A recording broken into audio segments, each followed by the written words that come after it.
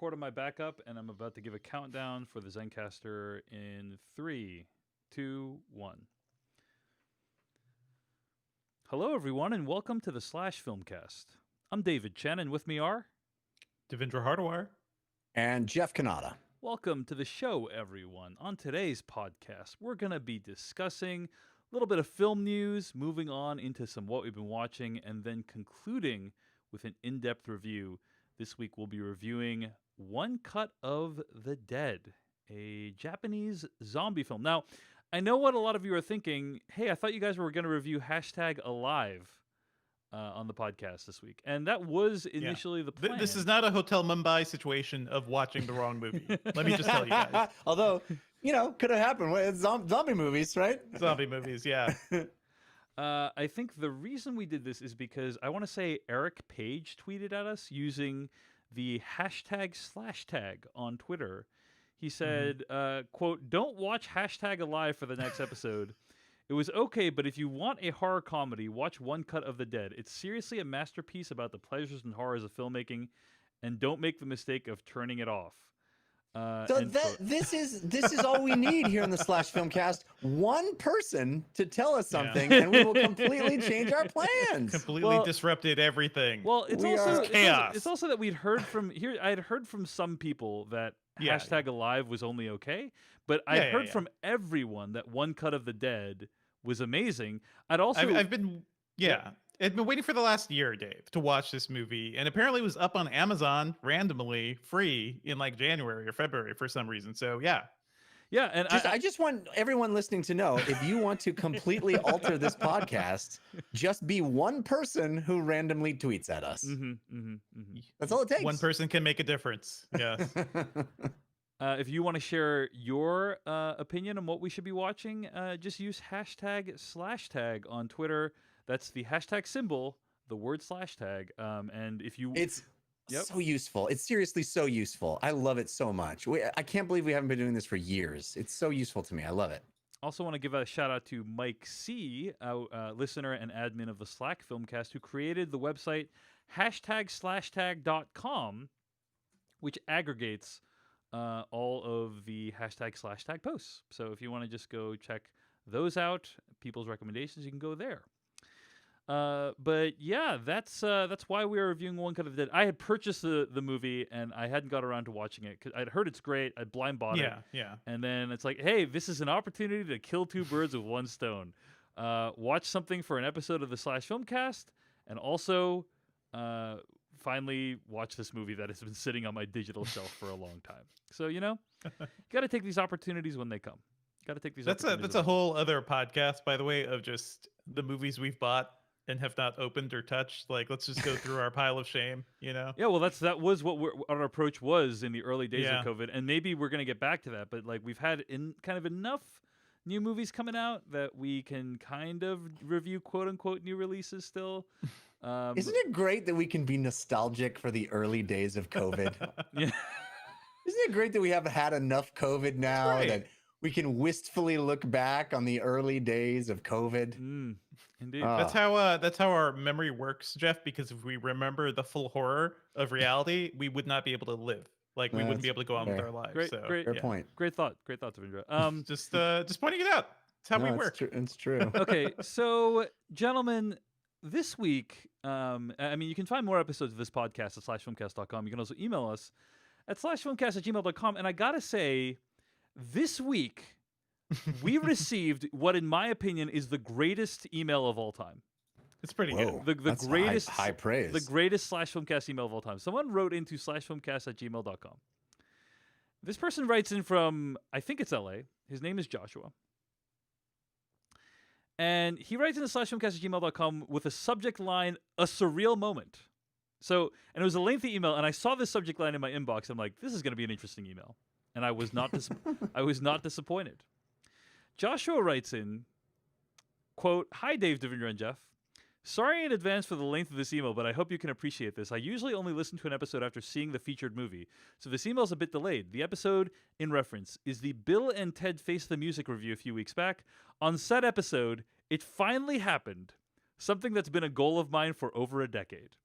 For some context, I followed Jeff avidly since Totally Rad Show and Dave Davidra since the beginning of the podcast. Listening to you three shaped my life more than you know. I was in high school in Las Vegas, and then in the summer I graduated. I followed my passion, stoked by you, to film school in Los Angeles. I was on my own in a new city facing adulthood. All the while, you guys were still there with me. Life's ups and downs, college, graduation, the struggle to break into the industry. I worked and worked. All my friends either gave up or moved away. I stayed, working my way from the bottom up. Long hours for dirt pay, set dressing on straight-to Redbox horror films, gripping, lighting, PAing, anything I could. I am 28 years old now. The ramen diet days have paid off. I've been steadily working as a production coordinator for the past 4 years on bigger and bigger shows as the years went on. All this time, you guys have still been with me. One pipe dream I thought I'd have from time to time is, wouldn't it be so cool if they mentioned something I worked on? It would be like my Oscar, in a way. After all, you in part influenced my entire life path and career. Then it happened. I opened the show notes for Bill and Ted and my eyes widened. On Jeff's What We've Been Watching, I see it.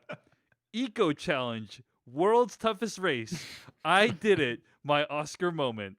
Do you see where this is going? I excitedly listened, eager to finally hear the discussion of a show that I coordinated, ... only to find out Jeff was disgusted and turned it off after 10 minutes.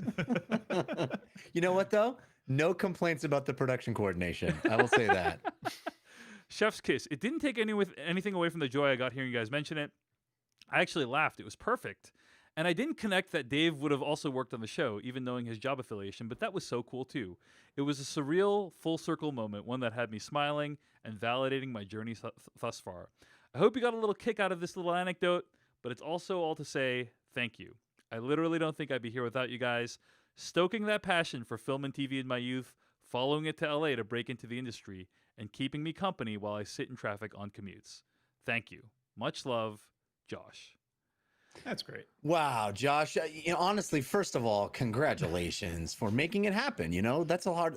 I think for me, one of the most resonant parts of his email was when he said everybody moved away or gave up or left, and I stayed. Yeah. And really, honestly, perseverance is perseverance is the difference maker. It really is. And kudos for that. Just been such a bummer that you had to be on this thing that was really just a bastardization of an old thing that was really, really good. But I thought you were going to start with an apology, Jeff. But No, good. I stand by my thoughts. Nailed it. But honestly, I think it must have been a fascinating project to be a production coordinator on. Oh my God, what a logistical. I don't want to say nightmare. I want to say challenge and Herculean efforts, right? Like the logistics of tracking that many teams and putting camera folks into, very extreme conditions themselves and dealing with weather, as you see on the show. I bet he's got some stories that I would love to hear. So, yeah, awesome. Josh also writes in the PS, quote, I know this is a long email and might not make it onto the show, but if it does, I also just want to say to anyone else out there grinding, don't quit. Don't get discouraged. Whether you're getting coffee for jerk producers, starting a podcast, whatever it is, don't quit. You are appreciated and your hard work will pay off in the end. So can't wait till our hard work pays off, Dave. Yeah, I know. I'm still waiting for that hard work to pay off. But maybe we're just kind of earlier on in the journey than Josh is. You know what I mean? Yeah. We've only been doing the podcast for like 15 years or something like that, right? So that hard work is gonna pay off any day now. Any day. Just wait longer. Just wait a little longer. Yeah. But seriously, yeah, what a delightful email. And I mean, Josh, you should have led with the fact that both you and I worked on the same show. Why didn't you lead with that? You gotta be so negative. Why you gotta be so negative, Josh? You don't want to mention Jeff Kanata's thoughts. It's not gonna lead anywhere good. Okay. It's hard to write with positivity, Dave, when your heart is broken. Like when how could he go on? It's true. I didn't think about it like that, Devendra. Good point. I think we Dave, can pinpoint the moment in this email where his heart broke. What part of What part of Fiji were you in, Dave, when you worked on the show? with- You know, with Joshua? I didn't work on the making of the show. I only did stuff after the show was done. So you know, okay. after I'm principal sure it's it's basically like you guys worked on the same thing. though. after That's- principal photography is finished. That's what they call it in the biz, Jeff. oh, Yeah. thanks. Yeah. No, No, you're clear on that. you're welcome. You're welcome. No, it is like you guys both equally contributed to the success of that show. Yeah, no, it's so true. Josh, like be in the jungle with the team, you know. You later, much later, Yeah. sitting in your house Yeah, yeah. in quarantine. That's all 100% true and accurate. Kenny from Utah writes in to the Slash Filmcast. Kenny from Utah writes in with an email entitled "The Sullied Experience." Oh boy. I'm a longtime listener of the Slash Filmcast. I always enjoy the fun conversations about film and culture. Having listened to your podcast over the last several years, I've always been amused by Jeff's and Dave's attempts to remain unsullied. At times, I even admired the tenacious dedication to remaining spoiler-free and would delight at Jeff's excitement over a shock about the movie he was watching. His reviews of films like Palm Springs and Split give me nothing but oral pleasure, AURAL. That being said, I am not the one who is. I'm not one who is very spoiler averse. I don't normally mind if I see a trailer that shares bits of the third act, or see a social media post that gives away too much. So in 2019, I decided I would try what I called the Sullied experience. Essentially, I did the opposite of what Jeff does at every turn. I watched every trailer, read every plot description, listened to every podcast, read reviews, and specifically read the entire Wikipedia and/or IMDb plot description, not just summary, of almost every movie I saw in theaters in 2019. That means I knew the entire storylines and major plot twists of films like Avengers Endgame, Rise of Skywalker, Once Upon a Wow. Time in Hollywood, Parasite, and more. I was curious Did if the I just would. to hurt that. Yeah. I was curious if I'd enjoy the movies more or less than usual in 2019, and admittedly, I have no objective way of knowing what my reactions to these movies would have been if I had been unsullied. But as an admittedly non-spoiler afraid person, I found the increased information tempered my expectations for films in such a way that I enjoyed mediocre films more than normal, without the hope that they might be great. I was still excited. Dave, I think this email is also written by Josh. This is like his revenge on me. I was still excited to see the really interesting and raved about films, and even looked forward to seeing how those plot twists would work themselves out and be shown on the screen. And I avoided a bunch of bad and middling films that I would have paid to see in theaters and instead was able to catch at home later. So while I'm no longer going out of my way to sully myself, I don't worry in the slightest that knowing something might ruin my experience. My favorite films I can rewatch again and again, even though I know every red herring and clue, but I respect and admire Jeff and all the other Unsullied as they remain true to themselves. For there is no wrong way to enjoy a movie unless you are texting in a dark theater in my peripheral vision. Keep up the good work, love the show, and look forward to many more Unsullied reviews that I may or may not listen to before I see the film. It's Kenny from Utah writing into slashfilmcast@gmail.com. Amazing. Yeah, Devindra, I feel like this has been your position all along. No, This- no. this- This Well, reminds let me me of like let me make this absolutely clear, by the way, because I feel like we are talking about extremes here. We're talking about the Jeff unsullied way, and we're talking about this listener's fully sullied way. All I'm saying is the middle path is great. It's pretty great to watch trailers, guys. I love trailers. Don't go pursuing spoilers if you don't want, but also you don't have to avoid every single trailer ad. I think that's a better way to live. Yeah, and I'll be as clear as I can be, which I think I've said many times too. Is different strokes for different folks, man. I'm not trying to force anybody to go my way. I just want to express how much joy it brings me, and I know that there are some people that have started doing that and also got joy out of it. But I'm not trying to. I don't I'm know not how trying to this force got anybody- I started. just enjoy this email because it's basically started. Yeah. I enjoy this email because it's basically the Seinfeld episode The Opposite, which is season 5, episode 22, in which George Costanza concludes that every decision he's ever made in his life has been wrong, and that his life is the exact opposite of what it should be. So he decides anytime he has an impulse, he's going to do the exact opposite. By the way, Dave did that from memory, folks. Yeah, no, for sure. And and so he does the opposite and actually leads him to amazing places. Basically, somebody looked at Jeff's life, said, "That is not the life I want," and said, Fair. "I am going to do the opposite of everything that Fair. Jeff is doing." You know? Yeah. That's really the only conclusion you can come to. It's Yeah. the only conclusion, and it seems like it paid off. As Yeah. as one might expect. So No, I Yeah, yeah. it's interesting. yeah, Yeah. yeah. So good for him. Good for him. Okay, well, you can always write into /filmcast@gmail.com. Before we get to what we've been watching, do want to mention that there was one bit of film news this week happened a few days ago. Black Widow, which was supposed to originally come out in November of this year, has been pushed back to March of originally.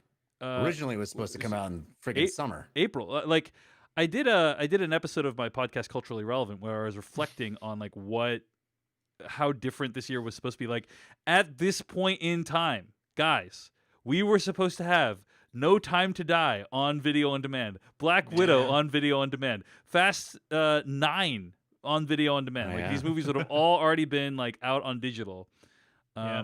Because we would have seen them, Yeah. had enjoyed them, talked about Yeah, them. I would have won the summer yeah. movie wager based on them. Like all these things would have already That happened. part I don't know. About Yeah, no, I think so. So anyway, it's been pushed back to March of 2021. And couple like implications to this. Number one is that like all the other Marvel films have therefore also been pushed back, right? So Yeah, the sure. Eternals, Shang-Chi, and Legend of Ten Rings, they have also been delayed because Marvel films, guys, you cannot watch them out of order. You see, right? They're all part of Right. a cinematic Well, universe. Also, Um, 2020 just got erased. It's just a big Yeah. do-over. Let's what just it push is. pop culture back a year, please. Yeah, yeah. And It's a then mulligan. It's a mulligan on the whole year, is what it is. the other thing is also that like this is potentially like a death blow to U.S. cinemas. I mean, Mhm. it was already not going well, but like top 5 films at the domestic box office this past weekend: Tenet, $3.4 million; The New Mutants, $1.1 million; Unhinged, $1 million. Number 5, The Empire Strikes Back, $908,000. I mean, Ooh. That's just a that- couple of guys projecting it on their garage door. That's all that was.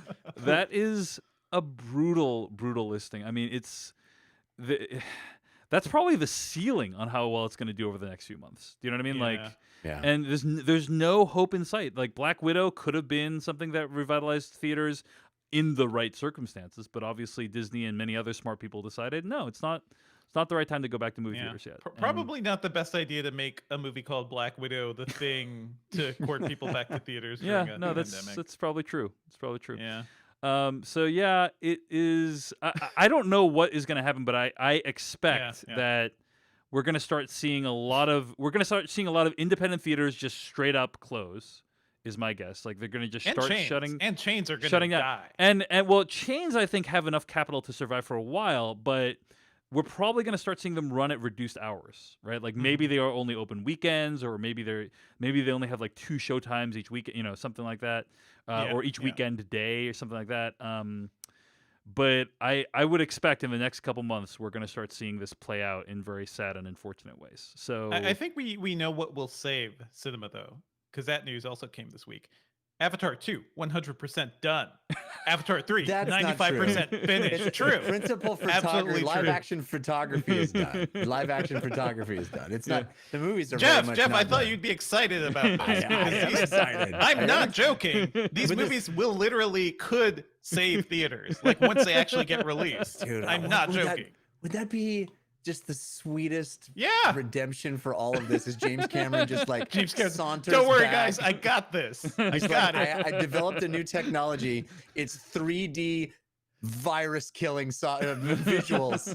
It is a vaccine embedded in your eyeballs when you In your watch the 3D movie. glasses. Yeah. Yeah. all right, well, we will be keeping an eye on it, but this is like. Yeah. Yeah. And there's still movies. I think I think Soul, the new Pixar film, is still slated for November. It hasn't been pushed back yet. But like I expect the movies that have previously been announced for November, and this is not like a genius prognostication or anything. This is not like my summer movie wager stuff, which is genius. This is more like just an average prediction, right? But I expect like all the movies that we that have been rescheduled for November are probably going to be moved. Like specifically, I'm thinking of Soul, the new Pixar film, and also No Time to Die, which was supposed to come out in November.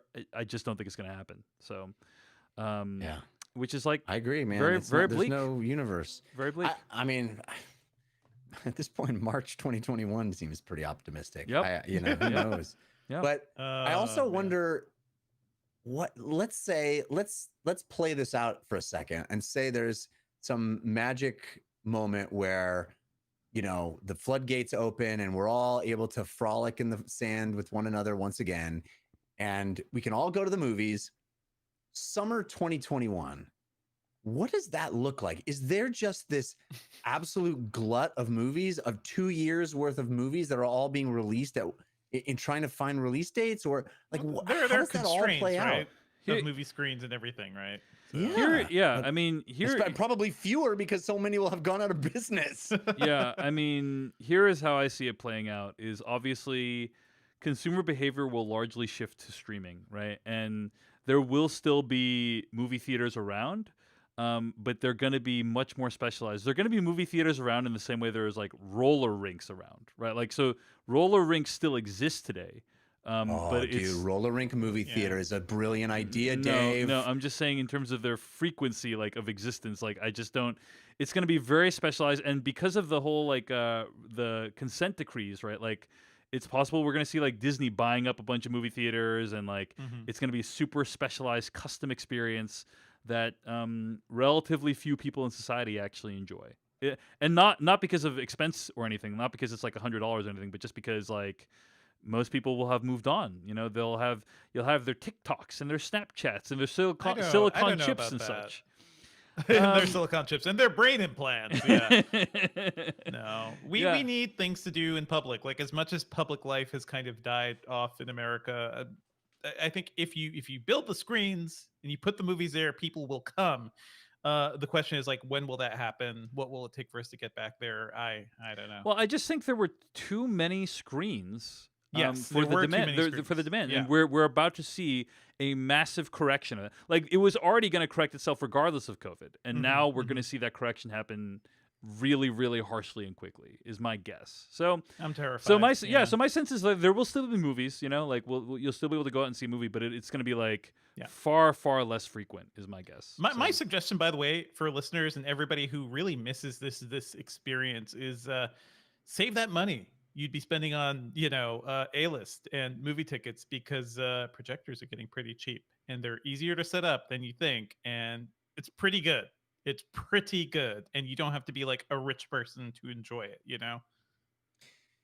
I keep coming back to this quote that I heard really early on in the whole quarantine issue that I wish I remembered who it was, but it has stuck with me, and I have thought of it and said it to a bunch of people in the interim, and that is, it's easier to enter quarantine than it is to leave it. Mm. Oh yeah, yeah. And I feel like that is really bearing out. It's really proving to be true that it seemed like the most difficult thing in the world to all like start quarantine, but it's going to be way harder there's not going to be like a moment. Yep. Even if a vaccine comes out and it's effective, there's not going to be a moment. It's still Yeah. going to be who's vaccinated, who's not vaccinated, how long does like It's gonna there's take gonna be years Yeah, to it's be gonna fully be- safe. We'll be in this there's for no years. moment. We'll be in this for It's years. crazy, man. Yep.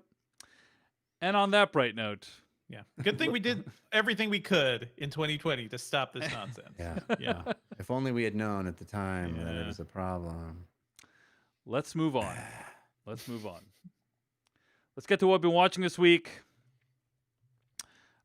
So I had a chance to watch the Trial of the Chicago 7, Aaron Sorkin's I'm new so film, jealous. So jealous. coming out in a Man. couple weeks. Probably gonna put up a YouTube review on my YouTube channel in the next week or two. But yeah, How many extra tickets did you have for that, Yeah. Dave? How many friend invites did that include? Okay, this Mhm. one was 0 friend advice, so it's Mhm. not like I deprived you guys. Yeah. Anyway, Trial of Chicago 7. It is Aaron Sorkin's new courtroom drama. It's great. It's great. Just want to say, look forward to it. It's coming out, I think, in mid-October on Netflix. And Nice. Oh, Okay. we It will be is- reviewing, I am sure. oh, we are definitely going to be Uh-huh. reviewing. It is eerily prescient and shows that It's eerily prescient now, but in 3 weeks it'll be so out of date. yeah, it shows that Aaron Sorkin still at the top of his game. I mean, this guy wrote A Few Good Men. Like he's still got the skills. This is probably his strongest genre is courtroom dramas. So I am excited to talk with you guys about it. That is The Trial of Chicago 7. It'll be out in a few weeks on Netflix. I also had a chance to watch Alps. Have Alf? you guys Alps? Wow, I have heard of this. Yeah. it's just awful joke. I'm sorry. Wow. Alps.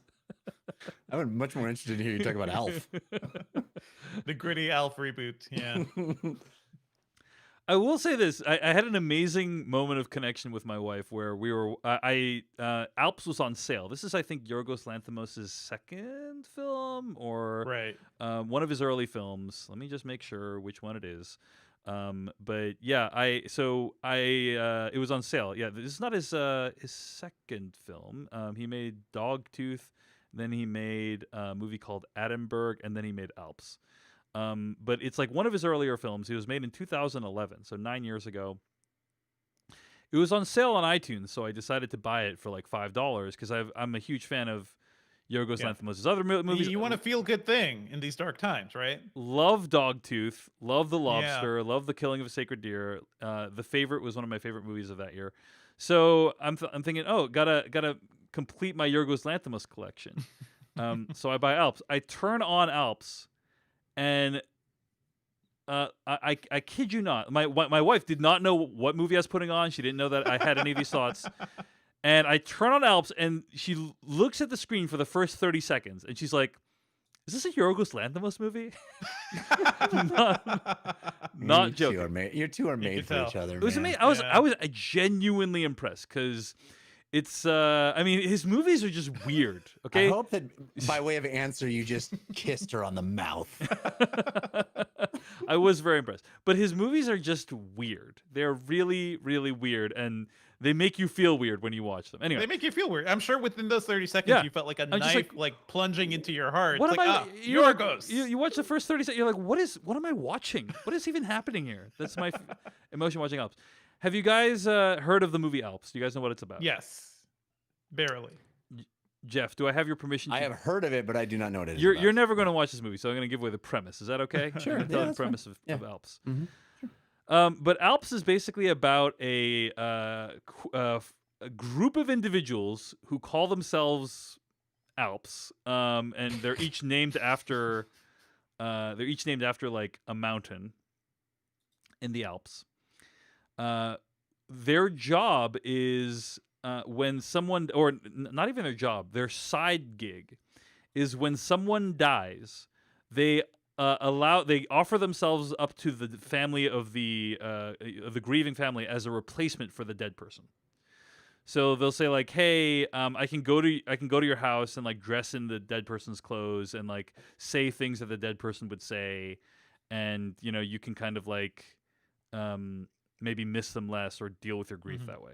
Yeah, that seems emotionally healthy. Yeah. Yeah. So it's just a really, really weird Just like the movie. real Alps do. Just like the real Alps.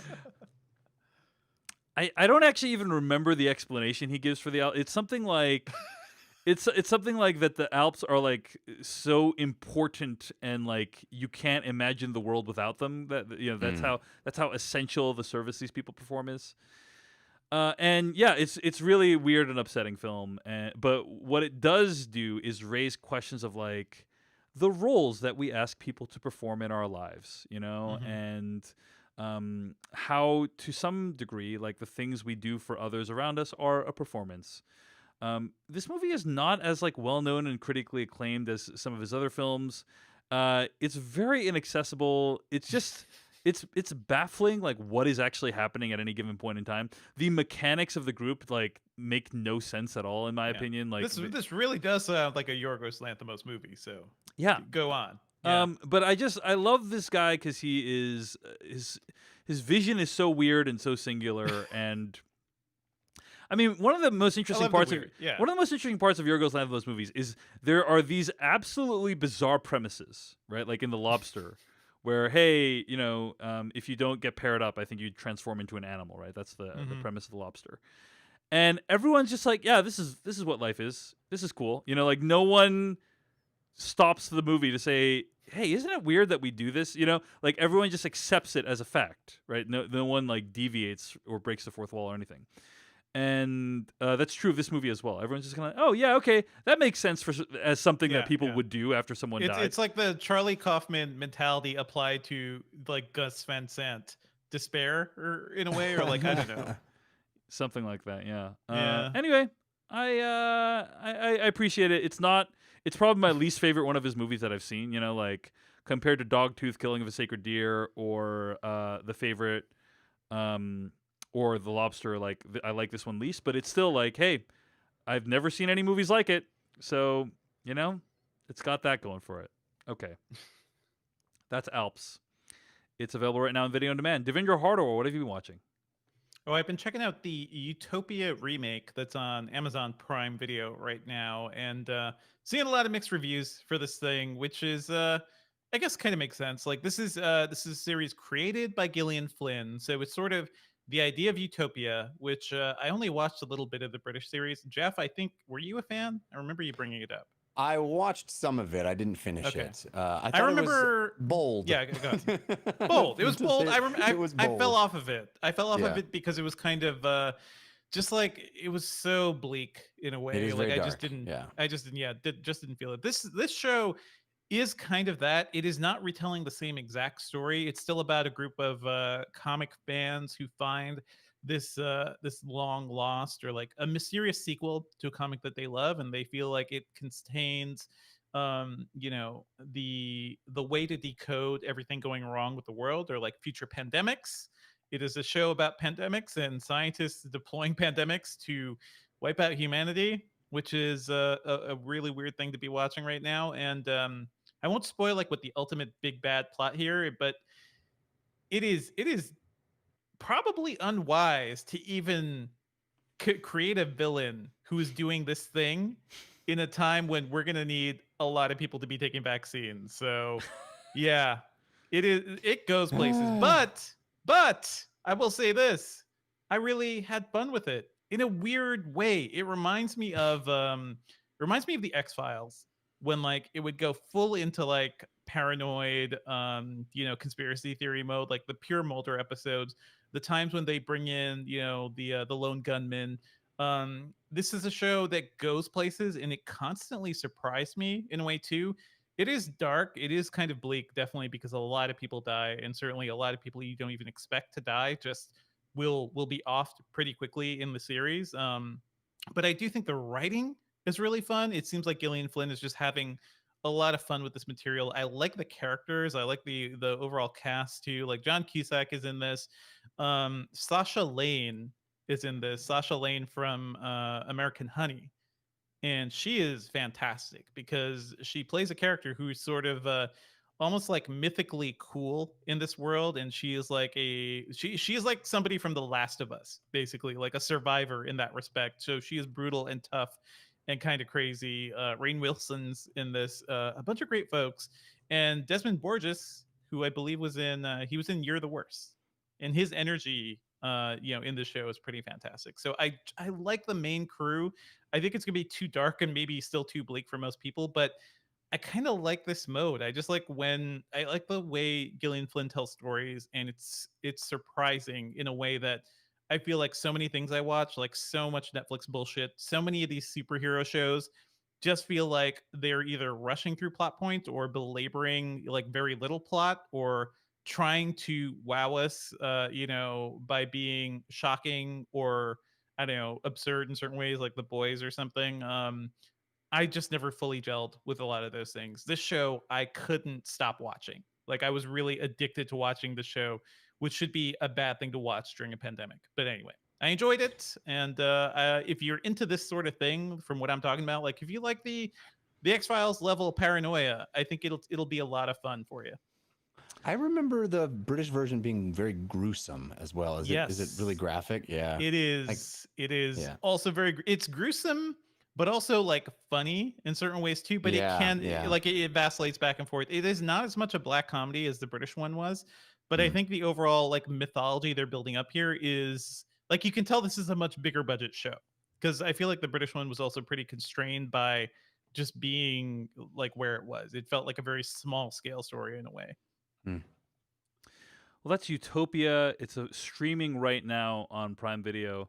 Have any of you been keeping up with The Boys on Prime Video? By the way, No. I've been watching The Boys. I've heard season 2 is better. So Here's what I'm gonna say about The Boys, which, by the way, is a show that where I've know people that have worked on it, will continue to work on it, and it's what I love about The Boys is you can watch any given episode and be guaranteed to see one of the most fucked up things you've ever seen in your life. Sure. Garth Ennis, ladies Sure. and gentlemen. Yeah. Yeah. Garth Ennis Yeah. comic. Yeah. And it's just like, as far as I know, and both of you guys keep me honest here, but like, there are Mhm. very few movies out there, or very few shows out there that take like such a cynical perspective on the concept of superheroes.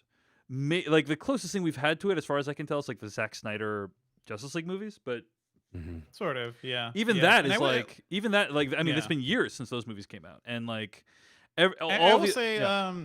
I talked about Doom Patrol a couple weeks ago, and that is a show that's on HBO Max. That show has a really cynical view of superheroes, but it's also like full of heart, like in a way that The Boy certainly isn't, from what I've seen. So, I wouldn't say it's as cynical, but it's worth checking out. I just like the fact that The Boys is the only show that I can tell that grapples with the idea that, like, if there were superhumans, like, they probably wouldn't behave nobly. Like, Right. many, I mean, many of that's- them. why would That's the they? first. That's Yeah. the original Watchmen, right? Yeah, That's the- Yeah, that's- exactly. That's Alan Moore's Watchmen. Yeah. They probably behave psychopathically. And like that's anyway. That's what The Boys. And it's actually been a pretty well-worn trope in comics for a long, long time. I mean, J. For Michael sure, for Straczynski did Like Rising imagine the Greek Stars. gods. What happened with the Greek gods? Yeah, it's, yeah, yeah. it's Yeah, happening with exactly. superheroes. I Yeah. no, I agree. I guess I just feel like when I watch TV, you know what I mean? Like all the stuff is like, or Yeah. even movies, it's like Avengers Endgame, or it's like all about like, oh, these awesome, Mhm. how awesome they are.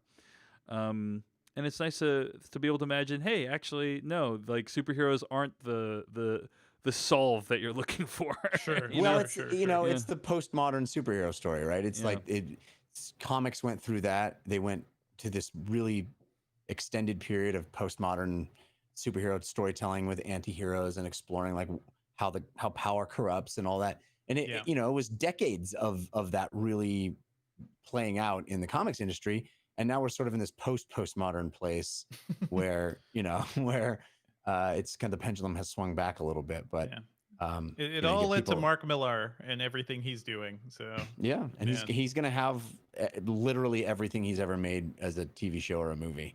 He's got Jeez. that production company that they sold to somebody, and yeah. So get ready for lots more of that, Dave.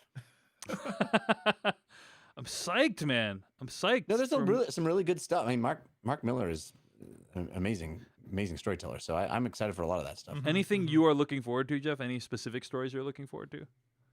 Oh, there's a book called American Jesus. I think that's what that's called. And what is his team book? Oh, it's slipping my mind right now. His team book's amazing. Jupiter, what is it called? Jupiter Ascending? Jupiter? No, that's the That's movie. something else. Yeah. Wachowskis. Hang on, I'm gonna As you find think about it. that. It's cool. Devindra and I are uh, just gonna vamp while We're just gonna uh, chill here. Well, I actually remember when I was writing for Slash Film that his Nemesis comic was like being turned into a show at some point. I don't think that ever happened. That was like the mean, anti-Batman. Like, Basically. he and his wife formed a production company, and that Miller World, and that Mhm.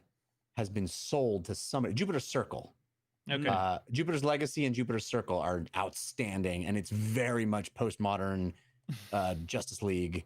sure, it's for it's sure. very much that. I mean, man, look what at what else this is- guy did to Wolverine. Like Old Man Logan. Jeez. Yeah. He But didn't anyway, want Speaking, it. speaking of weird takes on things, did you guys see the WandaVision trailer? Jeff, I assume you're not watching that, right? Right. Okay. I have not. Well, I'll just say it looked pretty freaking cool. That's all I'm gonna say so about excited for that. I mean, It looks the comic pr- it's based on is really clever and out there. So I'm really excited about it. it. Yeah. The trailer for WandaVision on Disney Plus is gonna be released.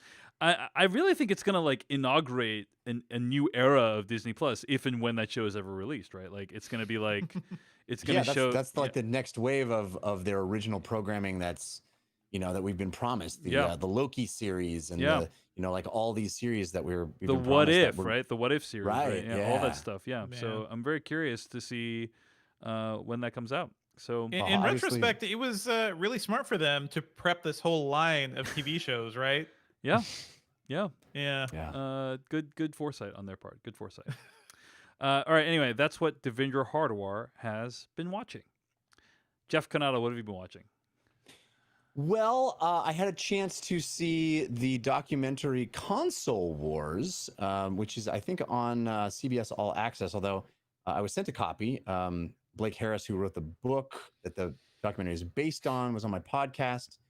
He sent me a copy of this movie. I don't know how much he's really involved in it, to be honest with you, but his book is fascinating. It's about the console war, the original console war between Nintendo and Sega. And if you were, a kid in the 90s like I was, you will definitely recall when I recall Genesis came blast out. processing. It was all Oh, about the you were- blast Have you seen this processing. yet? I haven't seen it. I've read the book though. I've read the book. Oh, you've read the book. Yeah, Yeah. blast processing is covered extensively in Yes. the movie. And it was total horseshit, right? It was nothing. And that's to me what is so fascinating about this documentary. First of all, I think the documentary is really, really fun to watch, especially if you're nostalgic for that time period, if you lived through it. Even if you didn't and you have an interest in video games, it's going to give you a lot of information about the history of video games. To me, I talked about the Netflix series High Score, Yes. and I said I was a little disappointed with it. I know a lot of people like it a lot, but for me, it was a little disappointing. This is what I wished that was, right? It feels like the version for grown-ups. It really takes a look at the industry from a very mature perspective. And it does something that I've never seen any video game documentary do, which is it doesn't focus on the people who made the games. It focuses on the people who marketed the games.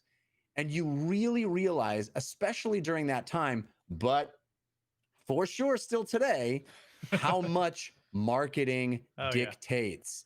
I remember those magazine ads. Oh, yeah. And it is fascinating. This documentary is really, really cool because so many of the people that were involved at that time in developing the marketing strategies for both Nintendo and Sega agreed to be on camera and tell their stories now today. And so you see tons of archival footage of behind the scenes stuff, of old TV commercials that will definitely conjure nostalgia if you were alive during that time. Tons and tons of that stuff. And that's, I love documentaries that really are full of that kind of content.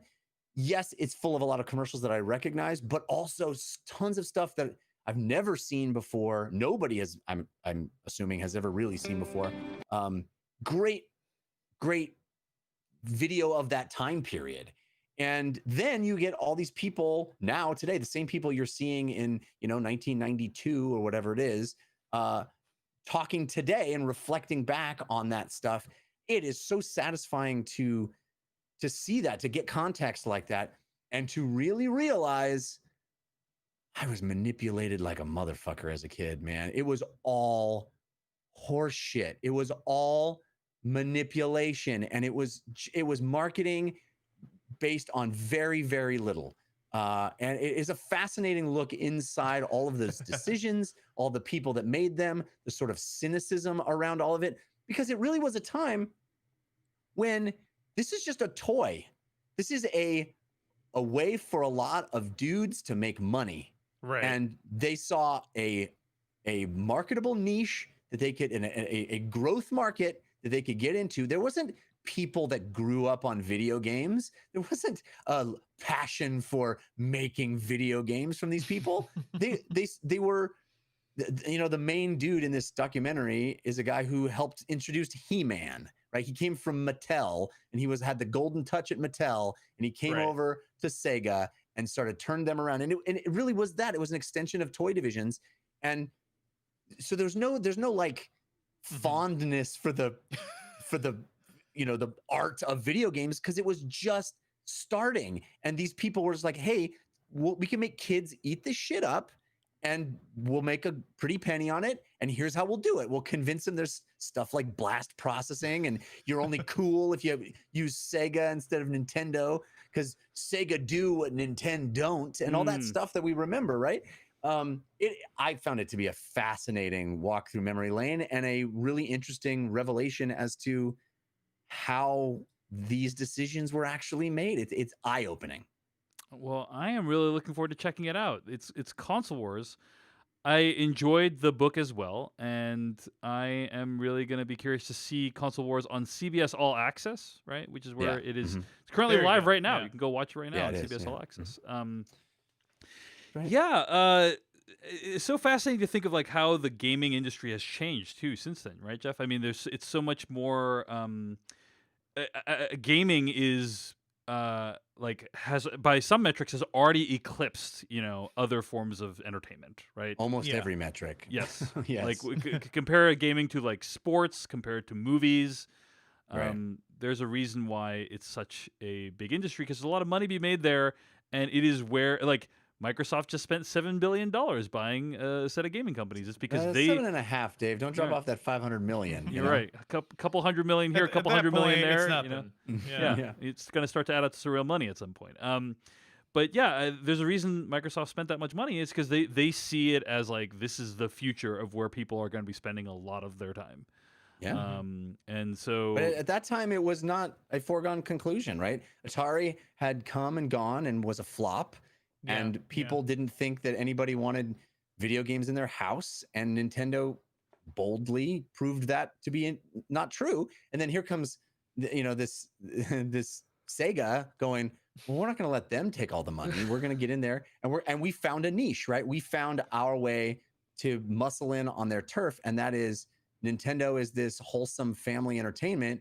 Let's have a little edge and be the teen or tween mentality of like, oh, that's Nintendo's for babies, and we're going to convince all these kids that Nintendo's for babies, and Sega has blood and Sega has violence, and it was completely intentional. And all of the people in the documentary are super honest about how like the game, Altered Beast was a piece of crap. We all knew it was a piece of crap, but we needed a tie-in bundle game, so we put Yeah. Altered Beast on the Genesis. I It's kinda- like- I kinda love I liked Altered Beast. I enjoyed playing Altered Beast because you were 6, in the arcade, at least. In the Yeah. Oh arcade. yeah, in the arcade, it was a lot different. Than the Sega version was terrible. Oh, really? I don't. Yes. I don't remember. Well, at least nothing bad ever happened to Sega again, right? I mean, they really just rode off into the sunset with their massive success. Yeah. Actually, in fact, I assume you guys have heard of the rumors of like that they might be acquired, right? Yeah, they might be the next ones that Microsoft will gobble up. Yeah. That's been a rumor for a while. So yeah. We'll see if it actually happens. I wonder if when the ZeniMax thing was announced, Sega was like, "Oh man, like always the bridesmaid, never the bride." Like if they if there was a Guess kind what, of like Sega? they're forlorn Sega, you about ain't it. 7.5 billion. It might be a billion, but not 7.5. Like maybe a couple $100 million. Anyway. I bet they're in the bees. Their Yeah. market cap is really, really low. But yeah. What is Sega's market cap? Let's play guess the market cap, Jeff. God, What do I you have think no Sega's idea. market cap is? Actually, I can't have no even. I idea. can't even look it I up. just think the value of their IPs for Yeah. for Microsoft would be a B. It'd be in the bill, but I don't think it'd be multiple bills. I mean, the success of Sonic the Hedgehog this year alone means it's Just got to the be film. just the film means it's got to be like $1 billion, right? Yeah, you'd think. So no, it Back, could- baby. yeah, they're back. Okay, Jeff. So that's Console Wars is on CBS All Access. What else have you been watching, Jeff? Well, I've been watching something else that might be a surprise to folks who have heard me talking about watching dreary things lately and having an adverse reaction to them. But my my reluctance to put myself through dark entertainment lately pales in comparison to my desire for a good deal.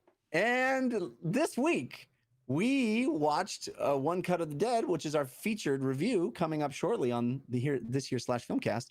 And in order to watch that movie, I had to get Shudder, which offers Yay. a 7-day free trial.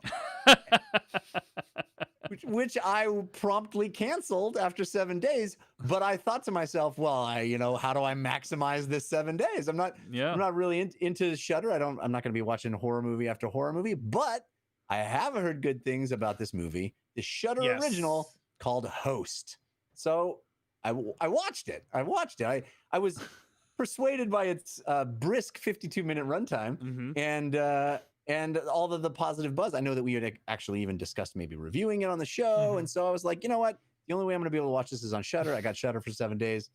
I'm gonna go ahead and just do it. So I did it. Have either of you guys seen Host? I've seen Host. It's super cheesy, but I enjoyed the time I spent with it. I have not seen Host.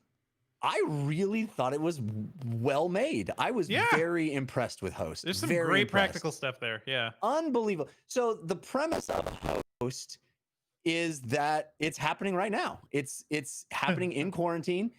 Some friends get together on Zoom and they do a little seance, and then wacky horror movie stuff happens. But it is not an easy thing to sell the Zoom as a movie concept right now, because we are all doing it all the time and we all know exactly how it feels and what it looks like. And this movie could easily have felt completely wrong. It could have felt Right. Yeah. false, and they could have felt like actors goofing, and it could have been like, that's not how anybody behaves. I don't believe this for a second. They're all on the screen the whole time. They're in little boxes like we see Zoom. So that's a tough thing too, because every actor's on screen all the time. I mean, they do cut-ins and they actually take one character's camera, full screen sometimes, which I think is a smart decision. Mhm. But yeah. this is a very difficult thing to pull off. And I was so impressed by the acting. It really felt like real people. It did not feel like a movie to me. It really felt like real people who are hanging out, having fun, chatting, really wanting to spend time with each other because they're in quarantine.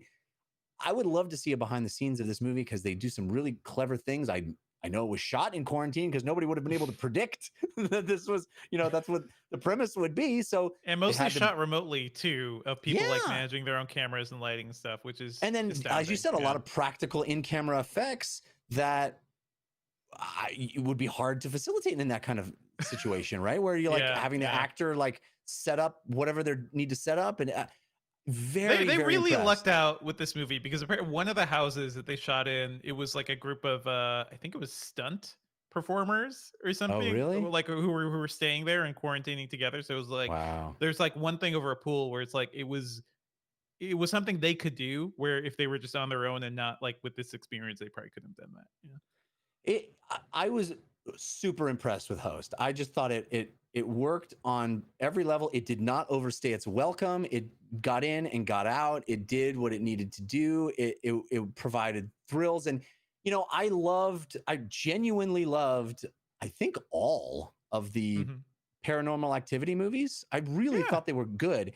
And they are sort of a time, because they are so set in a very specific technological time period, right? The technology is on display in those movies because it's all about how the technology is used to, it's found footage, and how the footage was captured is very much of the time that those movies came out.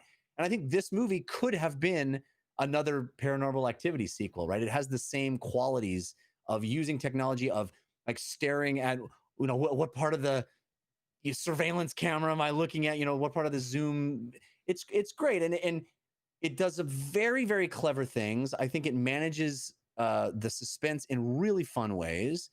It's not, the greatest horror movie I've ever seen, but it's also 52 minutes and well worth your time, I think, if you're into those I think kinds of so. movies. Yeah, and I would not discount Shudder entirely. I think it's they've had some good deals during the pandemic too, where you could try it for like a month, which is nice. But I like some of their series, like Cursed Films, which goes over horror movies that have particularly crazy reputations, and some of the stories behind that. And I found those all really good. I find some really surprising, fun stuff, and I also like horror movies, so I Yeah. found it useful to subscribe to. Yeah. I think it looked like a lot of great content if you're into horror movies. Yeah. I like a horror movie every now and again if it's like, The Orphanage or Right. Right. like the best of the best. I mean, I'm Top down shelf for it, but horror movies. Yeah. yeah, I'm not there's a lot of catalog on Shudder that I just would never watch. So Well, that's Host, and it's available right now on Shudder streaming service. All right. Before we get to our review of One Cut of the Dead, gentlemen, let's do weekly plugs. We're gonna do weekly plugs. Let's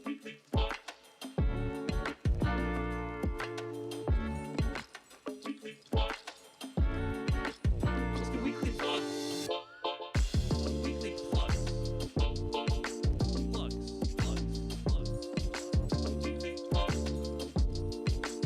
Let's do weekly plugs. Plugs.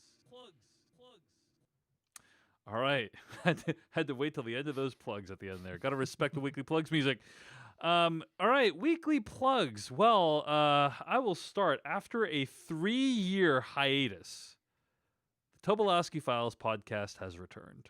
yes, yeah. yes, one of the best podcasts of all time. Wow, thank you, Jeff. It's mostly Stephen Tobolowsky that I'm complimenting here, no, but I think it's kind of. I like to think of it as a team effort between me and Stephen. I think we both contribute like 50% to the podcast. this is a Josh David issue again that we're talking about.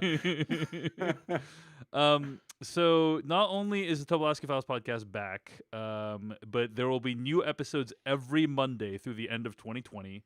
We've recorded them all. We've banked. I spent the last few months. I spent so long working on these episodes that, like, I make reference to events that are no longer true in the, like, we just released the first episode today, and I recorded it so many months ago that I make reference to things. I can't wait till I go see Fast and the Furious in theaters later this week. I know, it's gonna be amazing. I actually talked about how, like, Steven's show One Day at a Time was killed by Netflix. It got brought back by Pop TV, but in the time since then, Pop TV has folded as a network. So and now One Day at a Time, but then One Day at a Time came back from the dead again. It's going to be on CBS this fall. So it's like, okay, all that stuff's happened. Basically we started doing this like many months ago, but we've banked up like 16 episodes. We're going to release them every Monday. Check it out at TobolowskyFiles.com. Also, YouTube.com/ToboFiles. We filmed a bunch of Steven's stories in front of a live studio audience pre-COVID, and we are going to be publishing them at youtube.com/ToboFiles. So be sure you subscribe there. There's a couple of great stories already. I was getting ready to publish these performances on YouTube, and I was talking to John Barry, who helped to edit these, /Filmcast listener, and I said, you know what? We should probably put when we filmed these because I don't want people to think that like I'm encouraging people to get out into the theater right now and watch some live I've seen a lot of like storytelling. stand-up specials and other things do that just to be like, hey guys, Yes. everything is changing every day. So yeah, Yeah, this is was the filmed context. at this point in time. Like, don't conclude anything. But yeah, this was all filmed pre-COVID. So This episode was filmed in front of a non-socially distanced audience. yeah, exactly. Anyway, that's the do Tobolowsky. not be alarmed. Yeah. Yeah. That's the Tobolowsky Files. It's at TobolowskyFiles.com and YouTube.com/ToboFiles. Thanks to everyone, including Valentina, Tyler, John, and of course Steven himself, for making the podcast possible. Check it out. That's my weekly plug. How about you, Devindra? Oh, I'll be on the Extra Hot Great podcast this week talking about Yes. Utopia. So that's going to be fun. I love Tara and the entire crew there. So this is going to be a blast. They're great. And also, if everything goes smoothly, we're going to be appearing on their quiz show in a couple months. Maybe I wasn't yeah? supposed to disclose that, but I just did. So Take that, them. I think it'll be fine. But I'm excited about that as well. Anyway, love the Extra Hot Great podcast. They, in my opinion, are what an example of a podcast where a lot of work is put into it. Sounds like. Yeah. So it's something that I. What's that like, you guys? I was gonna say it's something that I aspire to, but that's not even true. It's something that I hope to one day aspire to. You know what I mean? Oh yeah, you hope you want to at some point. Yeah, I hope I'm gonna want to do that at some point. So that's Devindra Hardawar on the Extra Hot Great podcast. check that out. I'm looking forward to listening myself. How about you, Jeff Kanata? Well, it's been a while since I mentioned the Dungeon Run, a show that I am very, very, very proud of. And I would urge anybody to give a shot. This week's episode 65, was entitled Riddle of the Forges. It is really one of the best ones we've done in a long time. I thought it was so much fun. And we've got this virtual map room technology. So we're playing Dungeons and Dragons remotely. We used to be in a big studio with lots of props and set pieces and cool stuff. Can't do that during COVID. So we have shifted gears, and the production team has innovated and done this incredible virtual map room using proprietary software. Nobody else has anything like it. There's actually a team of 3 people, all in virtual reality headsets, in a virtual space, each of them in their own homes, but they're all in a virtual space, moving our minis around a virtual table. They've got these video game quality bad guys and big cool camera moves inside the VR space, inside the virtual space. It's incredible. And all of that is to put a window on our screen around all of our faces as we play, to show and visualize the epic moments of fantasy adventure that we are coming up with on the fly, that I've written and the players are playing through. I'm so proud of this show. I think you'll love it if you give it a shot. We have a 20-minute video that catches you up on 60 episodes that we did, but you can jump right into episode 65 and have a great time. There's a link in the show notes for that, or you can just search on YouTube for The Dungeon Run. You know, Stephen Tobolowsky and I have kind of a long-running joke. Whenever he writes a new episode of the podcast, he always says to me, David, I think this is the best podcast I've ever written. That's awesome. I wonder if you're, it's become a joke at this point, but I wonder if you're the same way, Jeff. You're like, most recent episode of the Dungeon Run, it's the best episode we've ever done. Oh, I've definitely had a few where I'm like, we didn't hit it this week as much as last week. But, I think honestly, a lot of the audience has thought that we keep one-upping ourselves every week too. And I certainly am only a part of that. There's a lot of really cool people that keep, like I said, the virtual map room has been upgraded and improved every single episode we've had it since quarantine started. So it's something to check out for sure, The Dungeon Run. All right. We'll link to all weekly plugs in the show notes. This week, I also want to thank donors to the podcast. Thanks to new subscribers at the rate of a couple dollars per month, Oscar Segoviano and Chitan Mehta.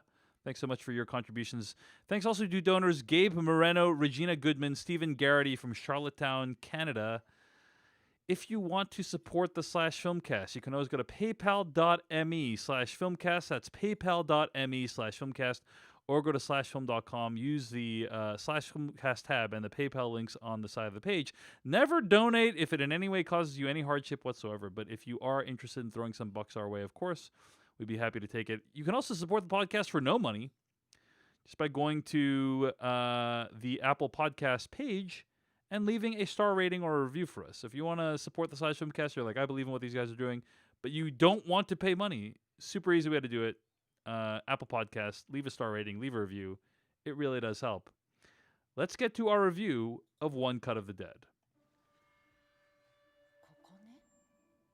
表向きは浄水場として作られたんだけど、裏ではある実験に使ってたんだって。ある実験？人体実験。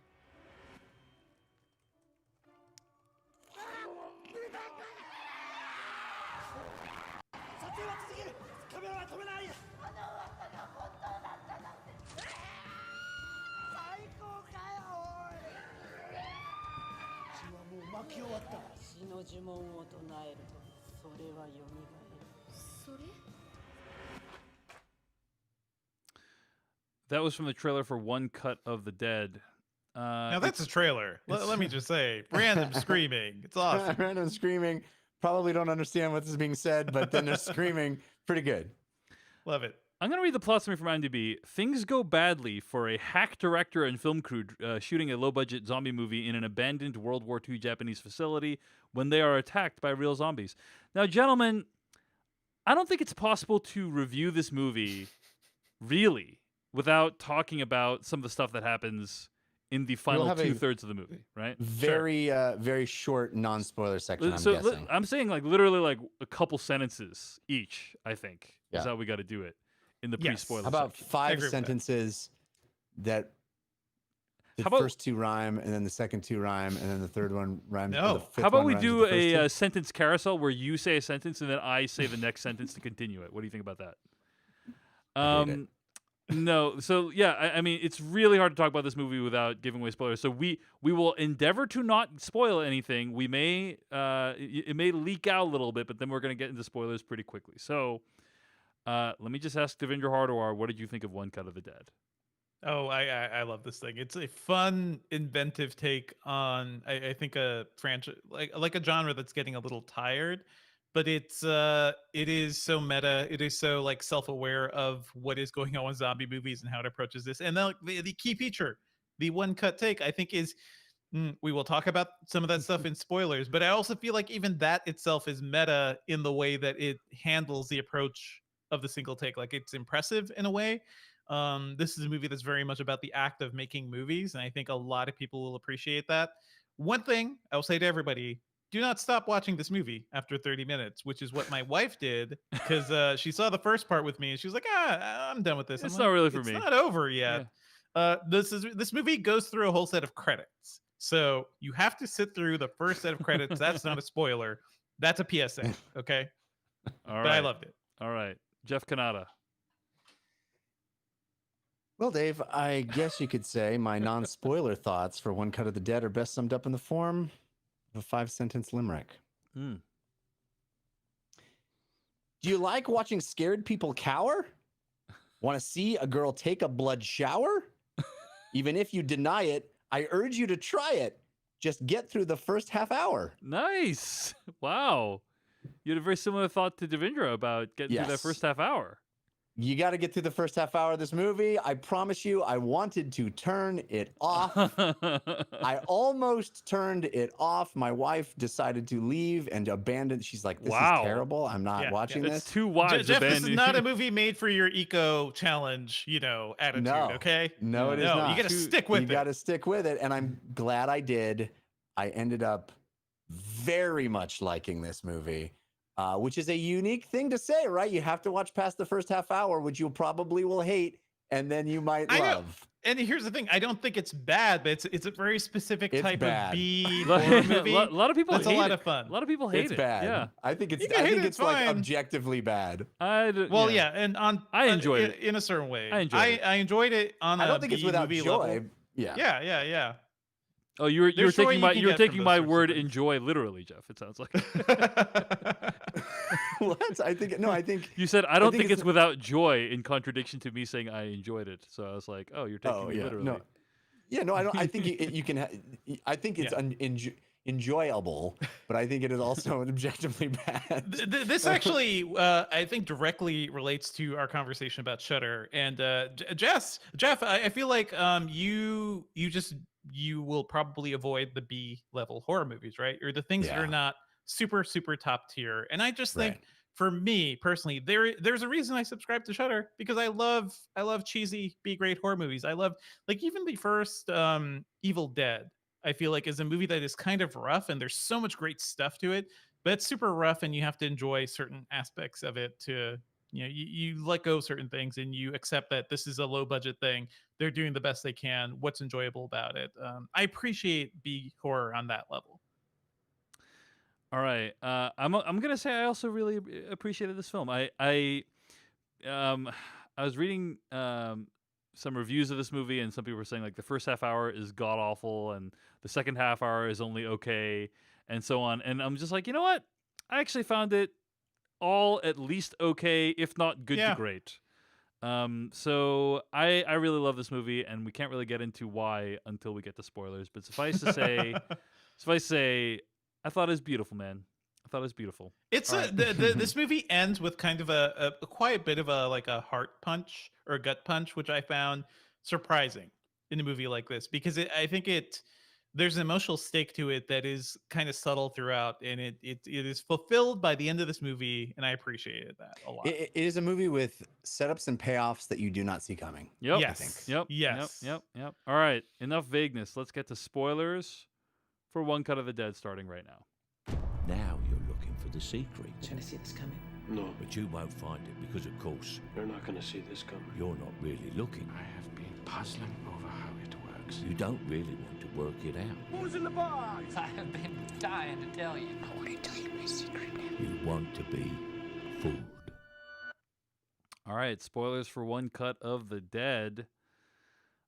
So I think we can now, like, I will say that I think I was reading a review of this movie. I actually think it was Drew McWeeny that was writing about it on his newsletter, Formerly Dangerous, which is like the second week in a row that I've mentioned that newsletter. And he was saying, like, hey, this movie begins, and I'm like, this is not the movie for me. But if you hang tight, it's it becomes a different movie, right? Yeah. Well, so okay, Devindra, you guys, several years ago, I think I was on the podcast at the time, but may have been before I joined. Yeah. I did a play called Noises Off. Uh-huh. This movie is Noises Off. And the crazy thing to me is I was thinking that during the first half hour, having no idea where it was going. I was thinking to myself, man, I really appreciate the sort of zany one take effort that's happening, the in-camera effects, all of the ways that they're delaying to set something up, and the way that the choreography of it all. And I go, man, the choreography of all of this really reminds me of doing Noises Off, which is a farce. It's a farce inside a farce, right? They're doing a play.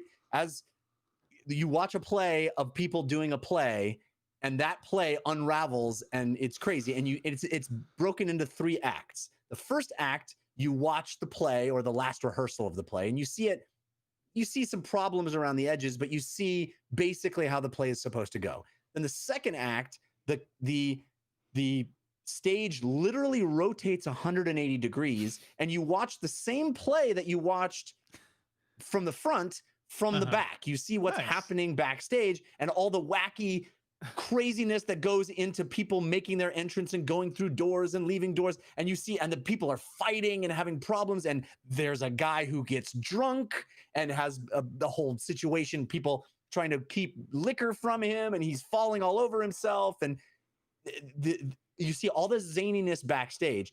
Then the third act, the camera or the stage flips 180 degrees again, and you see from the front again the horrible, worst possible version of this play.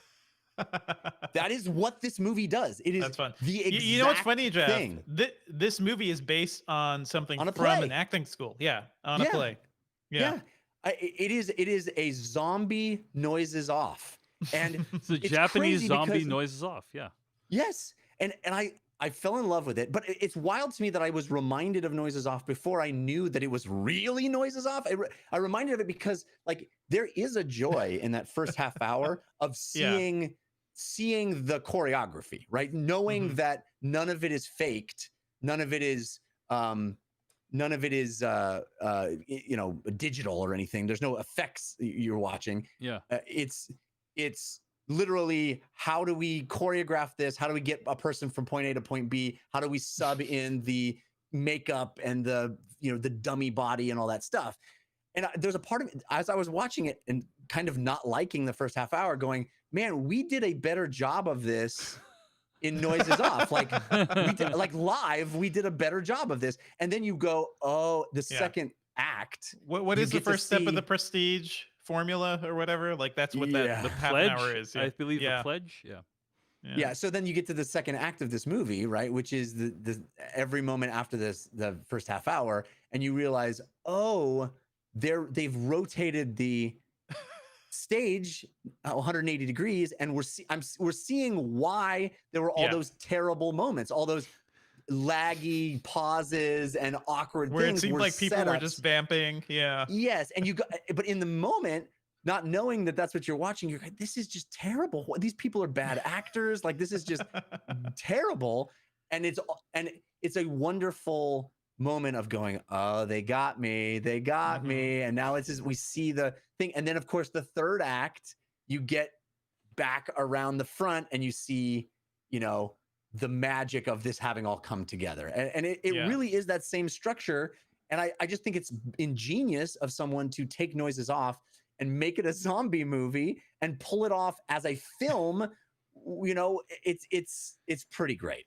It's pretty great. Like the final act of this movie reminds me of I used to help out some friends of mine in college who, you know, were making student films and things like that. And the extent you go to just like make something happen to kind of frame a shot or try to make magic happen on screen, because what is happening in reality is so fundamentally different than what the camera captures.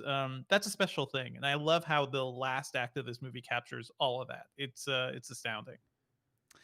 Yeah, so I mean, let's just say what happens actually for people who are listening to this but who haven't watched the movie. Shame on you. Shame on you. Go watch Shame the on you. movie. But B, Yeah. if you want to know what happens, basically the first 30 minutes is kind of this one take zombie horror film. Then it cuts to I think like 8 weeks earlier or something like that, right? Where you realize kind of the setup for what was supposed to happen, and then the final act is you're seeing the zombie movie play out again, only with a behind-the-scenes perspective.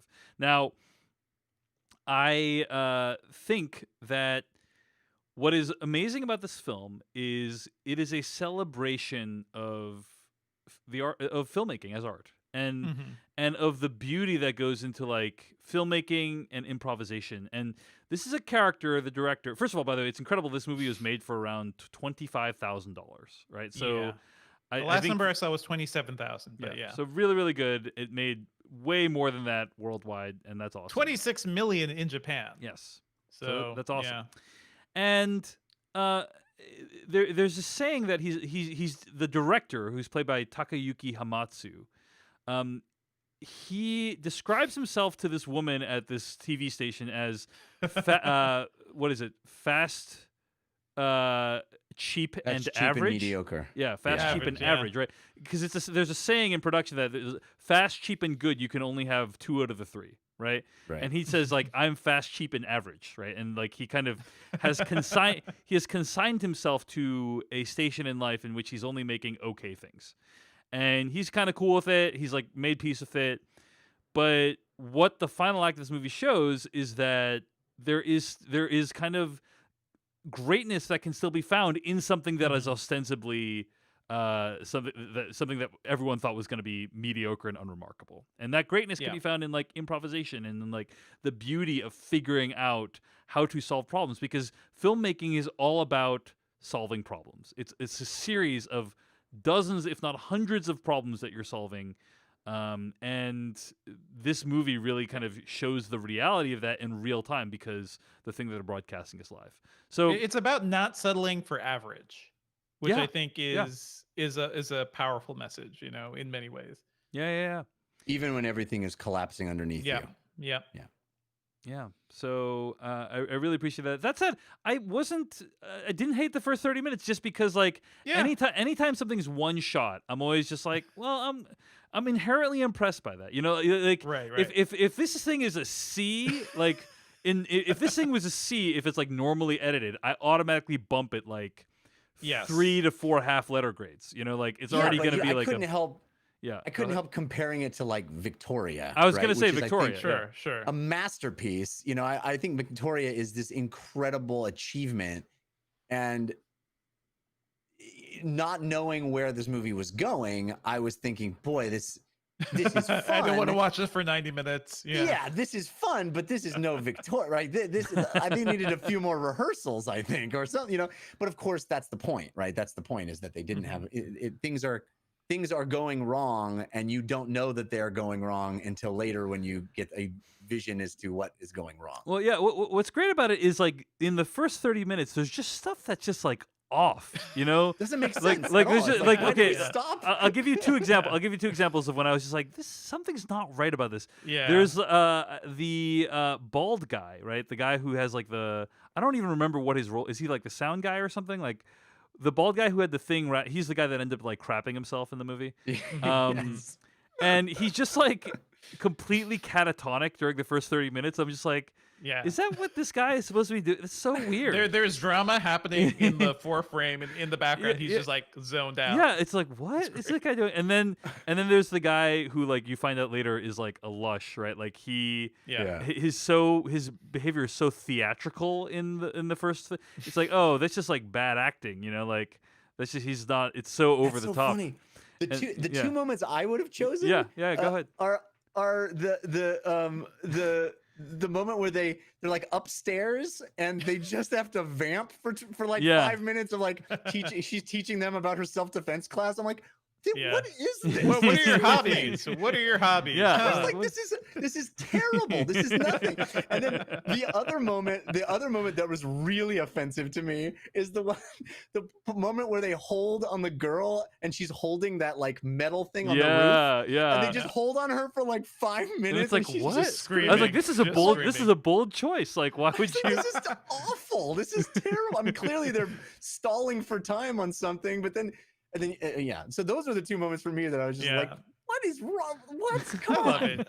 It's all like you could see also if it was like a big name director or something like attached to a movie doing this technique, people would be like, oh, what his boldness of facing the camera only at the screaming girl. Like there's a point where the camera falls on the ground. You're like, oh man, all the action is happening off screen. What an interesting way to tell Yeah. that narrative. And then you see it's like the camera guy, his back just broke.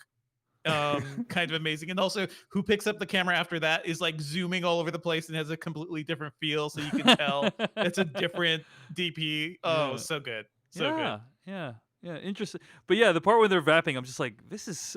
Why is there all this dead air happening? Like, why did they plan it like this? This is so weird. Yeah. Yeah. But boy, did they show us, Jeff.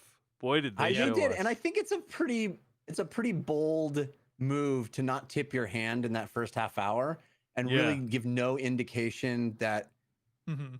you know it's I do think it's bad. Like there are moments that are bad and it's intentionally Mhm. bad, but like there's a confidence in allowing the audience to judge you like that and Yes. Yeah.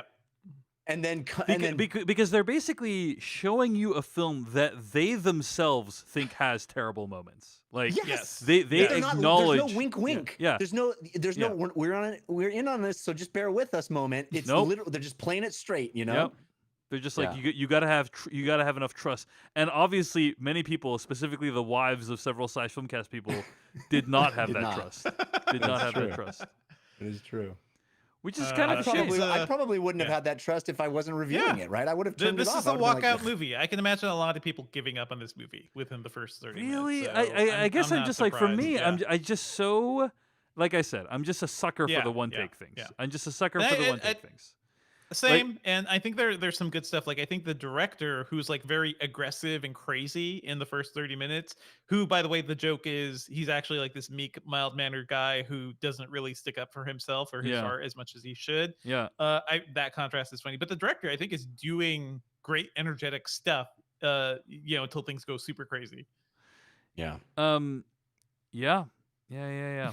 So And you know, Devindra's point about the end and that lovely moment where we see that the picture that he was crying about with the on the shoulders, like he gets the on the shoulders moment, like all of that landed so beautifully and came completely out of nowhere. Yeah. I didn't it didn't signpost the setup, right? It didn't feel like a setup. It really, so much of this movie is very smart and very subtle and doesn't it sneaks up on you, and I got to give it a lot of credit for that. Yeah, it didn't even it didn't put it into words. It's just sort of like Yeah. you see him crying over the photo. His daughter has this great idea of creating the human pyramid, and he's like, yeah, she shows it to him at the end, right? He's like, I learned it by watching you, Dad. End movie. End movie. Yeah, totally. That's another moment though that I was like, this is shitty when he like the crane move when it's all Yeah, like jostled and bad, and I was like, they could have done this smooth. It's not hard. Yeah, they didn't exactly have a movie to work with, unfortunately. Well, they did, and it falls off the roof. They did, and then of course there's a drone at the end of the actual movie, Yeah, which is yeah. funny. I like Yeah. Yeah. that was the thing is like I kind of appreciated that. I don't know. Maybe I like I don't know how much they explained it, but I don't feel like they explained particularly well about that huge contraption was a crane and what even a crane Right, move right. is. I felt like it was kind of relying on your knowledge of filmmaking to really get it. Maybe They it's, say the crane yeah, no, broke, he like says they it do. out Yeah. loud to the dude at the end. But Yeah. yeah, it just is like it's funny how much the movie doesn't explain to you. Basically, you know, Mhm. the Yeah. beginning of like not saying, "Hey, this is what's actually happening." But yeah, But but the but moment where sorry, real quick, the moment where the movie goes from that like shitty, not lit, single camera like Mhm. camcorder look to color corrected, Yeah. composited shot, with Yeah. cinematography. That moment, I was like, "Oh, movie! What have we done? Where are we?" That movie, that moment, I was like, I sat forward in my chair and I was like, "What is this?" And I remember Yeah. my wife coming you back in and she saucy was like, minx, what's happening? exactly. My wife, I was like, "Oh, you do know how to make a movie." You had my Well, attention, but now you have my interest. Yeah. Yeah. My wife comes walking back in the room and she's like, "So did it get any better?" And I go, "Actually, you'd be shocked." It was pretty cool. It was the last 30 minutes was such a delight. I was Mhm. laughing so much. It's just like, oh my god, this is amazing. You're seeing it the same thing you saw, but recontextualized in such a funny and delightful way. I just had Yeah. so much fun with the final 30 minutes. I mean, Oh, It man. is really It I is fun. love so the worth the payoff. messages. I just love the way they had to hide the messages to the people, and then like Yeah. they have So to they have to funny. read it but not react to it. It's so good, It's great. so good. I also loved the end credits. I'm so glad they had some of Mhm. that like actual behind the scenes stuff of them really, really doing it. So Because that you're is so satisfying to watching, me. you're watching the film crew film a film crew, film a film crew. I think there's like Yeah, I Yeah. think three so. I think we're levels, yeah. three Yeah. levels deep Full Inception Inception. style on it. Yeah, Yeah. you're doing the full on Inception. That's right. And yeah. It's cool. I actually just honestly, I was like, this is interesting, but I'm gonna shut this off because it's breaking my brain right now. Like how many layers of meta we are at this point. But anyway. Sounds like we all love the movie. Sounds like we all found it to be a delight. That's great, guys. I'm Yeah, glad. we needed that. We needed that. We needed this. We needed need this, this everyone. thing. We needed Do this. do you guys feel like it was saying anything specifically about the use of long takes and one cuts? Or That no cut you shots were you like thinking this? that it was kind of taking the piss out of them? I, a bit? I think a little bit too, because like the way it was set up by the producers are like, we got this crazy idea.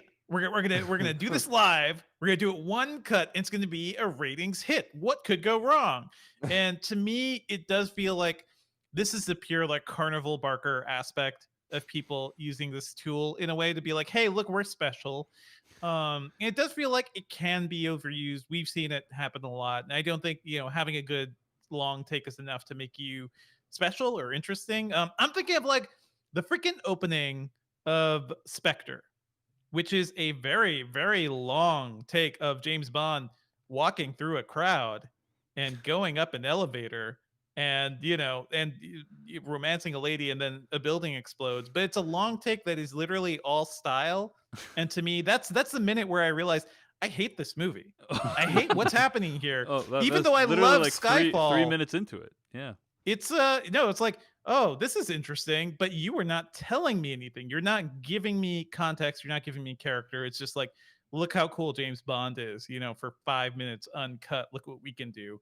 And I think that bit of it is in this movie too, of where like, yeah, you probably could have made a better low budget zombie movie if you weren't trying to do this crazy gimmick, right? It's interesting. It's interesting, Devendra. I didn't take I didn't take that away from it. I remember something that Stephen Tobolowsky of the Tobolowsky Files, nice cross promotion there, that he said in the movie The Primary Instinct. He said basically, when you do a live show, which is what The Primary Instinct is, or in this case, when you shoot a one take thing, there's blood in the work. And what he means by that is not literally, but that basically you're really sticking Yeah. your neck out there. You're really putting yourself out there. Because if something goes wrong, like it is either going to reflect really badly on you, or you are going to need to scramble like hell to fix it. Yeah, and yeah. I actually thought it came from a rather respectful place of what one take movies or one takes can be. Is like I mean, there's I blood could see there's that blood in too. the work. There's blood in the work. I can see Yeah. that too, for sure. And by the way, has there ever been a live one take production? Yeah. I don't think. think so. No, there's been stuff like that. Like ER did a live Oh, yeah. episode once. Like Yeah, there's yeah, yeah. there's No, a there's few. lots of live episodes, but not one takes. One take. I'm pretty sure it That was just one take. seems insane. Um, but, Yeah, let me look It into that. did remind me of like those, live musicals that they're doing that they did on TV pre-COVID. They were doing Grease and yeah. a lot of other ones, and it always felt to me like, who cares? Like, why? Who cares? What about it being live makes it better? And it's kind of You're the same watching a thing here, bad like, stage production live. Yeah, Congrats. it doesn't Yeah. need to be live. It just, I guess there's a potential for things going wrong is the only thing that makes it special. But I don't know. That was the kind of Mhm. funny thing in the movie too. There's no need for this to be live. Like just like rehearse it and do it a bunch of times and then put it out. When you yeah, I don't know that you were distinguishing now between live and one take. Obviously, if it was performed live, like they had to do it live. But I think Sure, you were saying like no, one one camera. take is no edit. Yeah, one camera. Yeah.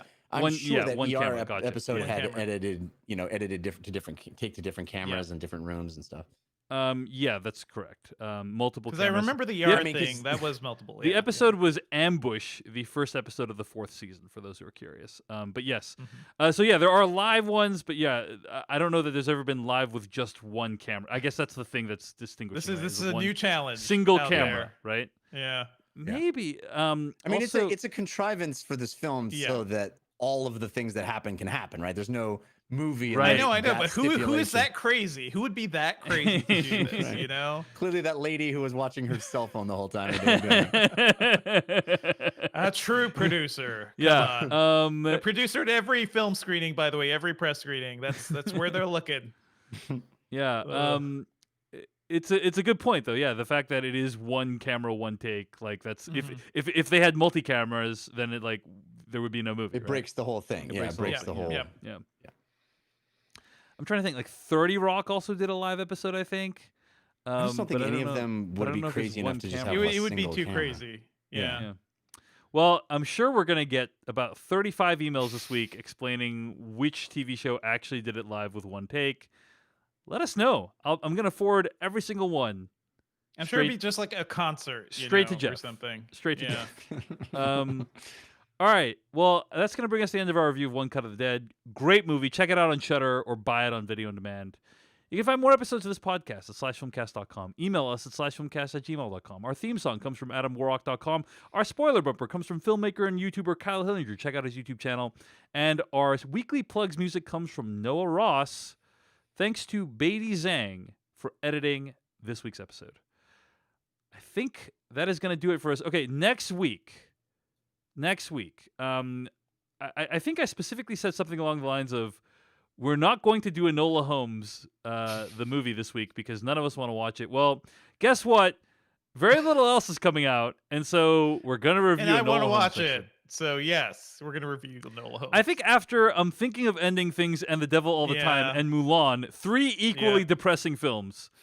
We wanted to do something on the lighter-hearted side of things, and so One Cut of the Dead, Enola Holmes. This is our attempt at lightening things up, lightening things up.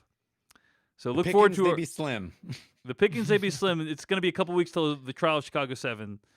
But yeah, and Devindra refused to watch the second, which I respect that decision. No thanks. There's this new Jessica Chastain action movie. Have you guys heard of this? Ava. I heard about this, and it sounds like a bad Atomic Blonde. But yeah, I mean, I'm gonna watch it. Let's be fair. I'm going to watch it. I'm such a but big not a fan review. of Jessica Chastain. Is Yeah. a really huge admirer of her work.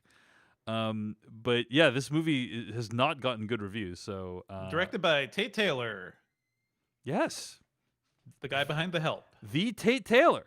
Anyway, Yeah. I'm probably gonna watch Ava at some point as well. But anyway, yes, the pickings they be slim. So until Aaron Sorkin's new movie comes out, we're gonna be reviewing stuff like Enola Holmes out on Netflix right now. Although if people want us to review older movies, you know where to send those Well- suggestions. Well, guys, I mean, remember Yeah. when we were doing what we were doing one recording every 2 weeks pre-COVID, and you guys got to choose movies that were Do on that. your Let's list. do that. We don't have to do Enola Holmes. was do a good Well, that. time. It was a good I'll time. just say, I never got to choose one. Like we never got Okay. to. Well, We that did was you. by design. We did you. We did Devindra. You know, Jeff, and then. But we never And then got to me somehow because Devindra and I lost interest in this whole and then process. you lost interest in the premise. So anyway, Pick your thing. I'm Pick your still thing. hoping. No. We watched frickin' what was Demolition Man based on you. That was Dave, not. That was Alan Yang, I will count dude. that to you. Alan, Alan just because we're Yang. both Do not- Asian. Do what not the fuck, throw Alan dude? Yang under the bus. Yes, that's not cool. That's not cool. Listen, it's an easy mistake. Listen, Okay. we can all just safely blame Alan Yang. No, as I recall, Writer, I re- director I of re- Tiger I Tail. re- Yeah. Writer, yep, that's that guy. I remember you really excitedly coming to us with Demolition Man. I think at some point, weren't Devindra, we just talking because about I was before? excited about yeah. watching Demolition Man does not mean I chose that as the movie. Okay. You made it a reality, sir. It's all your thing. I'm Okay, gonna okay. side with Devindra on this one. It I counts. think you're both dead wrong. But Yeah, okay. I'm just saying that counts. I mean, this is just really not cool what you're doing right now. That's all I'm gonna Well, say. I think we can both agree that Enola Holmes is your pick. Yes. I refuse. Okay. I mean, here are some things. Here are some things that come to mind. Okay, so you guys can start thinking about. You guys can start thinking about it next time we actually do agree to do my movie. Okay. Which could be October 13th, to be honest. So. Yes, it could be. It could be Yeah. the week after this. Okay, but the movies that I would think about. First of all, I think there is value to be had in revisiting the Kevin Costner 3-hour epic, The Postman. Oh God. Why not Waterworld? That's at least good. No, but The Postman would- is guys. The Postman is so relevant to what is going on right now. This Right. is such a Dave pick. Dave picks the Post-apocalyptic, bad. post-apocalyptic Right, he future picks in the which the 3-hour post movies. office has been gutted. Anyway, okay. Yeah. Oh, okay. Wow. Here's another thing. I have the 4K Blu-ray of Apocalypse Now: The Final Cut. I have not yet watched it. That is also 3 hours long. So, Why hate the you. power to I hate choose you has been so removed much. from your hands. Wow. so those are the couple of things I'm thinking about. Those are a couple of things I'm Yeah. thinking about. So Yeah. maybe we'll do that. There's this movie called Salo. I've heard. Yes, I've heard good things. 100 Days 5 of hours Sodom. of torture. Yeah. Yeah. So anyway, that's what you guys have to look forward to. A couple weeks. Sweet. Okay. We should Wow. definitely start that back up again. But until then, it's gonna be Enola Holmes. All right. See you guys next. Until we get one tweet from one person telling us not to. See you guys next week. All right, recording is stopped. Okay.